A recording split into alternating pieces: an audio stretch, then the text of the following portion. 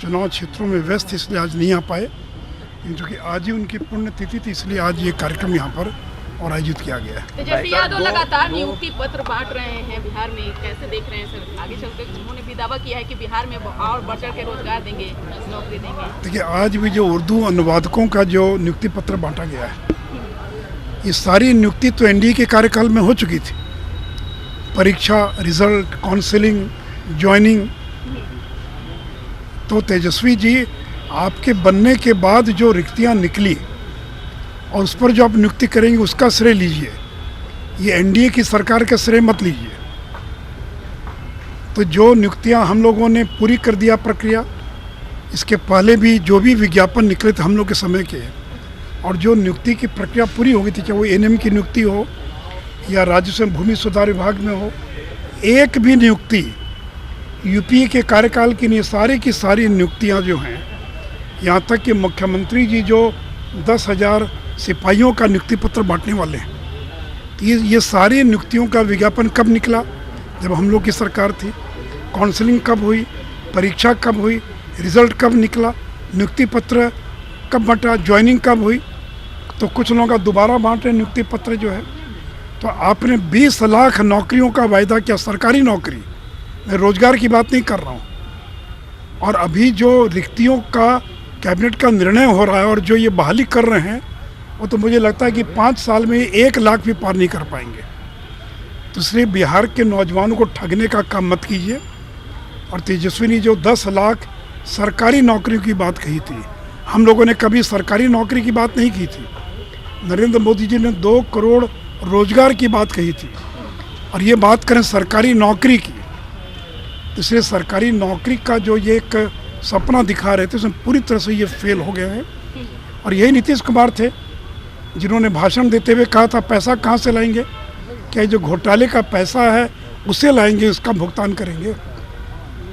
इसलिए देखिए, जनता को धोखा दे रहे हैं, लेकिन बिहार के नौजवान धोखे में नहीं आने वाले हैं। अभी तक 7वें चरण की बहाली का क्या हुआ पता ही नहीं है। तो सारी बहालियाँ रुकी हुई हैं, और ये कोई 10 लाख तो क्या, ये लाख भी बहाली कर दें तो बहुत बड़ी बात होगी। सर, मोकामा में जो उपचुनाव हो रहा है, मोकामा में झड़प देखने को मिला है, जिस तरीके से सुबह से आ रही है, अभी कुछ देर पहले मोकामा के बारे में एक जो सूचना मिली वो बहुत ही दुखद है कि बिहार सरकार के मंत्री सुरेंद्र यादव जो हैं, वो चुनाव क्षेत्र में घूमते हुए पाए गए, लोगों से वोट मांगते हुए पाए गए। जबकि नियम है कि चुनाव के 48 घंटा पूर्व कोई भी बाहर का व्यक्ति चुनाव क्षेत्र में नहीं रह सकता है, और वह भी एक मंत्री। ये सुरेंद्र यादव का इतिहास बूथ लूटने का रहा है। इसके पहले भी इन्होंने ये बूथ लूटते रहे, बेला में हो या गया के अंदर। तो फिर इनको लगता है कि पुराने दिन लौट कर आ गए।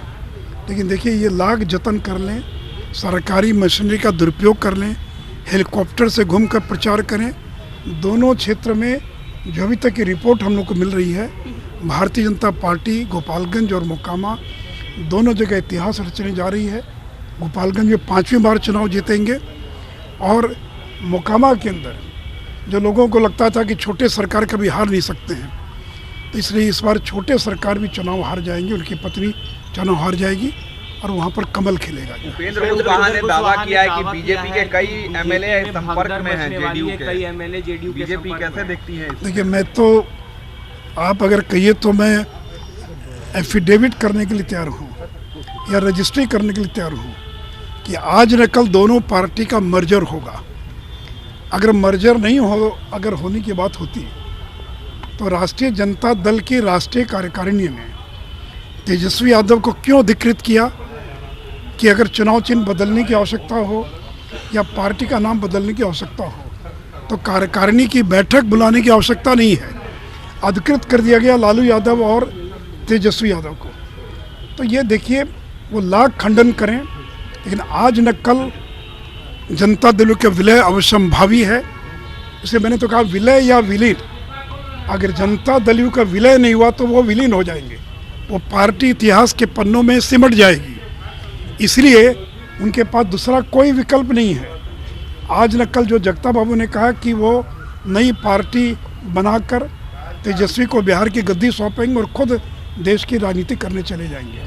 इसलिए मैंने कहा कि आप कहिए तो मैं रजिस्ट्री करने के लिए तैयार हूँ, मैं एफिडेविट करने के लिए तैयार हूँ। आज न कल ये होने वाला, ये होगा। उनका तो प्रयास था कि समाजवादी पार्टी जो उत्तर प्रदेश की पार्टी है उसका भी विलय हो जाए। जो जनता पार्टी के जो पुराने घटक हैं, Biju Janata Dal, Indian National Lok Dal, JDS, RJD, JDU, Samajwadi Party, इन सभी पार्टियों का विलय हो जाए। लेकिन बीजू जनता दल ने इनकार कर दिया। जेडीएस जो वो केसीआर के साथ चली गई, उसको इस विलय में कोई फ़ायदा दिखाई नहीं पड़ता है। समाजवादी पार्टी की भी संभावना नहीं है कि वो इसमें आएगी, क्योंकि उनको लगता है कि इस विलय में आने से उनको कोई लाभ नहीं है। और नीतीश जी भूल गए कि 2015 में भी उन्होंने विलय का प्रयास किया था। नीतीश जी बताएं कि मुलायम सिंह यादव के साथ उनकी क्या बातचीत हुई थी।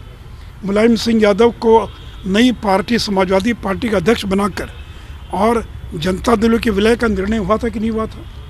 लेकिन संपत्ति के बंटवारे को लेकर उस समय की वार्ता टूट गई थी। इसलिए आज न कल बाकी दलों का विलय हो ना हो, लेकिन आरजेडी और जेडीयू का विलय ये अवश्यंभावी है। इसे नोट कर लीजिए, लिख लीजिए। लाख उनको क्या मालूम है, जो लोग बोल रहे हैं उनको मालूम है क्या? उनको ये भी मालूम था क्या कि गठबंधन आरजेडी के साथ होने जा रहा है? तो इसीलिए ये आज न कल ये विलय होगा, और नहीं विलय होगा तो पार्टी विलीन हो जाएगी। इसलिए विलय या विलीन, यही दो विकल्प है नीतीश कुमार के सामने।